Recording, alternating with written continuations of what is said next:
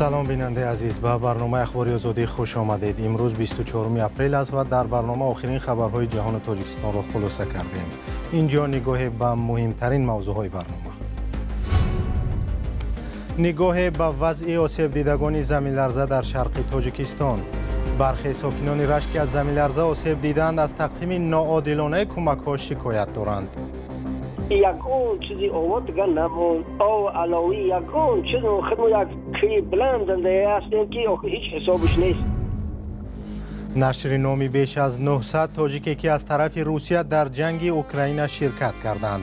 قریب 200 نفری آنها کشته شدند. دادگاه در قزاقستان پرونده پرسر و صدای کشتار بی‌رحمانه یک نورس را مستقیما در شبکه‌های اجتماعی پخش می‌کند. من زوری کردم که پسرم را نرسید. وای بچه من است. در جواب افضل تهدید کرد که دهانت را پوش وگرنه تو رو هم میکشم. برنامه را با نگاه به وضع ساکنان رشت آغاز میکنیم که در زمین لرزه روز 13 اپریل آسیب جدی دیدند. مقامات تاجیکستان از فرستادن چوب و سمنت و آرد و روغن و مسائل دیگر به ضرردیدگان زمین لرزه در منطقه رشت خبر میدهند، ولی بعضی از ساکنان میگویند که یگان کمک نگرفتند. با گفته بعضی از ضرردیدگان مراجعتشان برای دریافت کمک بی‌نتیجه بود. مقامات چی میگویند؟ مولا رجب یوسفی تفصیلاتی بیشتر دارد. نه بنیم و نه یگان آشخونم و نه مقصد آقلم و یگان چیز مو آورد نمونده. همون که دتار سرمو نمیباره همیقه یگان چیزی آورد دیگر نمون او علاوی یگان چیز خدمت یک بلند زنده هستیم که هیچ حسابش نیست. این مراجعت قمرالدین عادلوف ساکن 64 ساله دهه هزار چشمه ناحیه رشت است. میگوید که در زمین لرزه روز 13 اپریل به جز 2 خانه دیگر بناهای یاری رسان حولی‌اش ویران شدند. از مقامات کمک نگرفته است. یگان کس سنی ما هم بگیم همین رئیس یعنی قشلاق اومد همینجا گفتم همین خیل اینا چی گفت که ما را سپارش کردن همین جای زیست که چی باشه گذاشتن بررفتن. یگان کس سنی من اومدگی نیست. مقامات شکایت این ساکن منطقه رشت را رد میکنند. عادل قمرالدین خونه شد 100% یاردمش کردن، قسما گذشتگیه، قسما وای میکنن یاردم میکنن تخته و شفیر هم چی میتن با کمک های اینایی خروکه و مواد مولیوی با دستگیریش میکنن. لیکن ما در یک مدت کوتاه این به همه نمیرسیم که نوبت قطعی میرسه و یکون پرابلم نیست. قمرالدین عادلوف به گفته خودش کم بضاعت است و با همسر و 3 فرزند نابالغش زندگی سخت دارد. روز 13 اپریل زمین لرزه منطقه رشت، شهر دوشنبه و چند گوشه دیگری تاجیکستان را تکان داد. بر اثر این آفت طبیعی یک نورس 3 ساله در ناحیه رشت جان باخته، 16 کس دیگر مجروح شدند. طبق اطلاع رسمی در پی زمین جنبی 10 خانه و چند مکتب و بیمارستان هم ضرر دیدند. مقامات اعلام کردند که برای برطرف کردن عاقبت‌های زمین لرزه ستاد تشکیل شده است. رسانه‌های دولتی از ارسال صدها تانه کمک به ساکنان ضرر دیده منطقه رشت گزارش می‌دهند، اما بعضی از ضرر دیده‌ها می‌گویند که با گذشت 11 روز از حادثه تا حال هیچ یاری دریافت نکردند. مولا رجب یوسفی، رادیوی آزادی، دوشنبه. نام 931 زاده تاجیکستان که از ماه اپریل سال 2022 تا ماه ینور سال 2025 به طور قراردادی از طرف روسیه به ضد اوکراین جنگیدند اعلان شد. روی خط را زیستن می‌خواهم یک طرح دولتی اوکراین روز 23 اپریل نشر کرد. بر اساس این فهرست از 931 زاده تاجیکستان که از 18 تا 70 ساله هستند تا ماه ینور سال 2025 196 نفر کشته شدند. همکار ما این روی خط را دیدند و با نامها شناس شدند. خلاصه را از کیومرث عطا میفهمیم که با ما در اینجاست. کیومرث، جستجوی خبرنگاران چی را نشان داد؟ سلام عبدالمومن و بیننده های عزیز. پیش از همه باید بگویم که رادیوی آزادی تاکنون درباره کشته شدن 10 زاده تاجیکستان در جنگ اوکراین و یا که مجبوری از کوچه و زندان به ارتش روسیه برده شدن آنها گزارش داده است و این فهرست نو که از طرف اوکراین رسانه‌ای شد درستی همین گزارش های ما را بار دیگر تصدیق میکند. از جمله نظرالله جنیدوف از ناحیه عبدالرحمن جامی که در ماه اکتبر سال 2023 در جنگ اوکراین کشته شد و رادیوی آزادی دربارش گزارش داده بود در این روی خط هست. یکی از نزدیکان او به ما گفته بود که به نرزولا دعوتنامه آمد و گفتند که اگر به جنگ نروی حبست میکنیم و مجبور رفت. وی همزمان شهروندی و شناسنامه روسیه را داشت.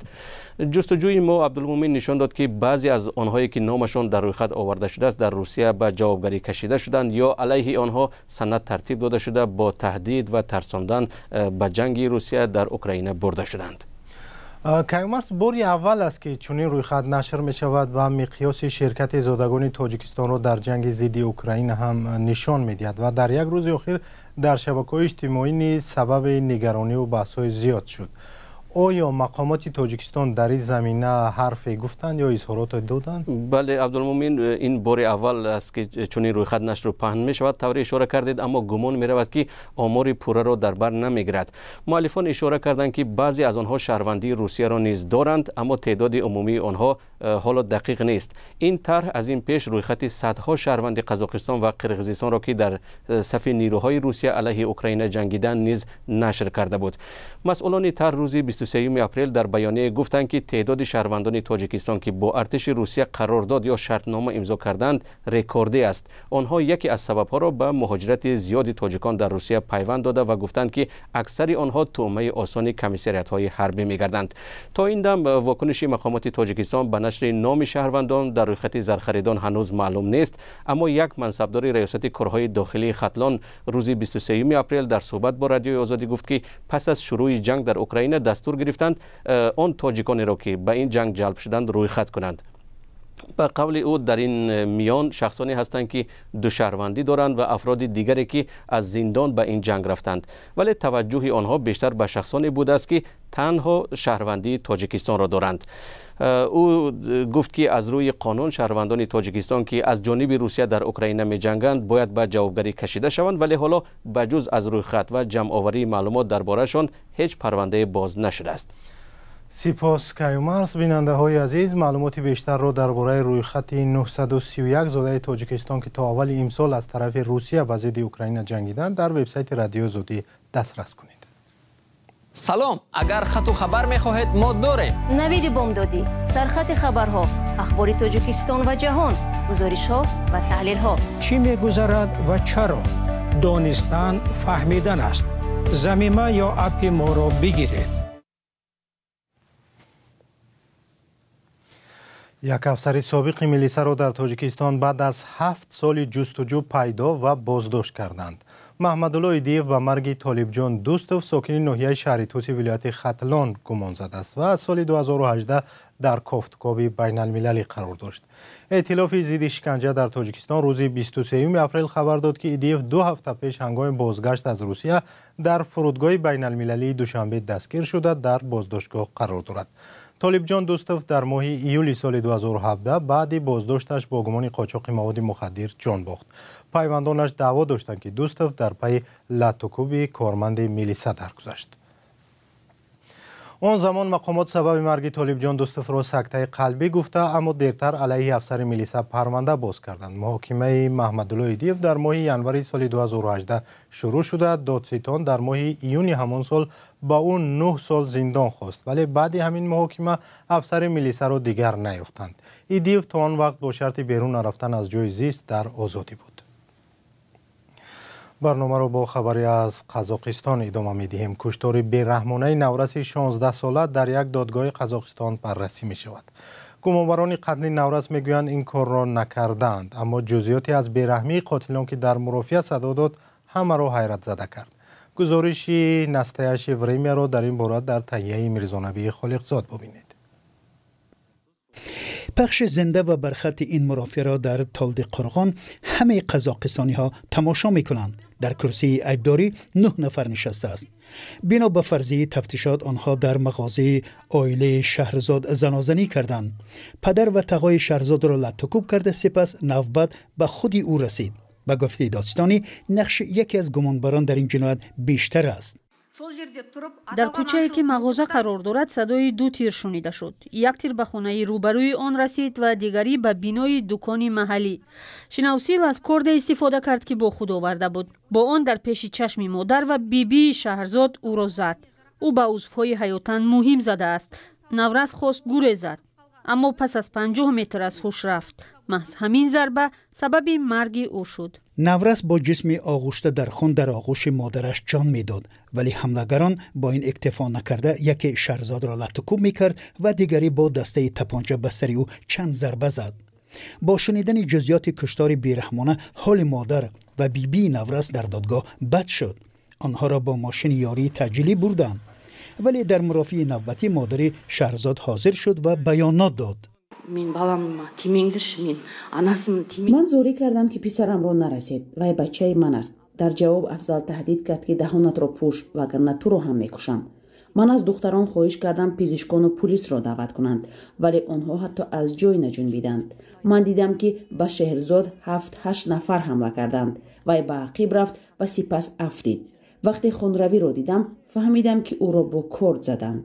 با وجود آشکار بودن مرافعه دادگاهی، دادرس از شرکتداران آن خواست با خبرنگاران صحبت نکنند. وی گفت نشر مقاله در رسانه‌ها با صحبت نزدیکان نورسان میتواند چون فشار به دادگاه ارزیابی شود. وکیل دفاع خانواده شهرزاد این درخواست را ناجا میداند چون کشتار در تالگر واکنش زیادی را به میان آورده است. همه شرکتداران این مرافعه از الماتا آمدند. من اینجا یگان نفر از تلدی قرغان را نمیبینم.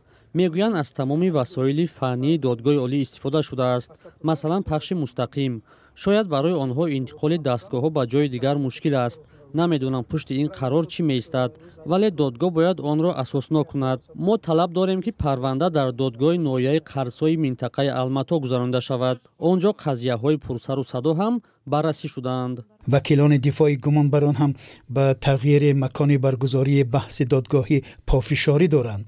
این درخواست را دادرس ارژان جان اوزاقوف رد کرده سخن را به ایبار شونده ها داد.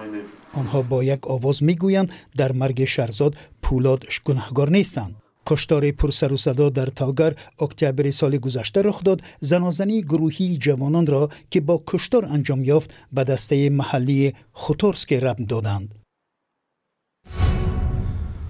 برنامه را با گزارشی از وضع زن و مرد ادامه میدیم که ماها باز برای قانونی کردن کودک همچون فرزندخوان تلاش دارند. معمولا برای فرزندخوانی در تاجیکستان دهها سند و حجت لازم می شود. بسیاری ها بر این نظرند که در تاجیکستان در این راه طلب‌های گذاشته شده است که فرزندخوانی را در اکثر حالت ناممکن کرده است. همکارم محمود جان رحمتزاده از مشکل یک خانواده در این سمت گزارش کرده است. احمد جان 1 ساله است و قدم‌های اولین خود را می‌گذارد. عبدولی دولتوف و همسرش مقدس او را 8 ماه پیش به فرزندخوانی گرفته‌اند. آنها به همدیگر عادت کرده‌اند، اما یک مشکل باقی مانده است. والدین نو نمی‌توانند که به احمد جان نسب خود را بدهند. دادگاه ناحیه وسه 2 دفعه قرار برآورد، اما آن را ناعادلانه می‌شمارند. گفتند که حجت خانه تخ پاسپورت خانه ندارین، سپراوکای مزد معاش ندارین، حالا که در درون عریضه مو همین سپراوکای مزد معاش جایگیر کرده شدگی بود. بعد ما در بین 1 هفته تخ پاسپورت خانه را تیار کرده از سر نو عریضه دوباره سپاریدیم. عبدولی از دهه در نیچی ناحیه وسه معیوبی گروهی یکم است. 487 سامانی نفقه معیوبی میگیرد و با بند و بست نوارهای توی مردم در ماه تا 3000 سامانی دیگر به دست می آورد. همسرش میگوید توانایی آنها برای نگهبانی احمد جان کافی است. میرسه شگرانه اختاور میرسه. همین 1 ساله شیدک فرزندم خشونیکاشون داریم. این خانه و در را عبدولی دولتوف بنیاد کرده است. او میگوید مسئولان دادگاه این را به نظر نگرفتند. بارها رفتیم به در سود، اما یک بار نشد که ما قوه سودیه یکم بار صحبت کنیم. اما این تنها مشکل عبدولی دولتوف در ناحیه وسه نیست. در گذشته دادگاه‌های تاجیکستان 10 مراجعت را برای فرزندخوانی کودکان رد کرده اند و آن هم به دلیل امکانات محدودی مالی. حالا عبدولی می‌خواهد قرار دادگاه ناحیه وسه بازبینی شود و به دستگاه اجرایی پرزیدنت هم نامه نوشته است. تا حل شدن قضیه احمد جان حق ندارد نام و نسب عبدولی دولتوف را گیرد. سپاس که ما رو همراهی نمودید. خبرهای نو با عکس و ویدیو در صفحه‌های رادیو آزادی در فیسبوک، اینستاگرام، ایکس و تلگرام، یوتیوب و تیک تاک نشر می‌شوند. تا برنامه‌های دیگر خدا نگهدار.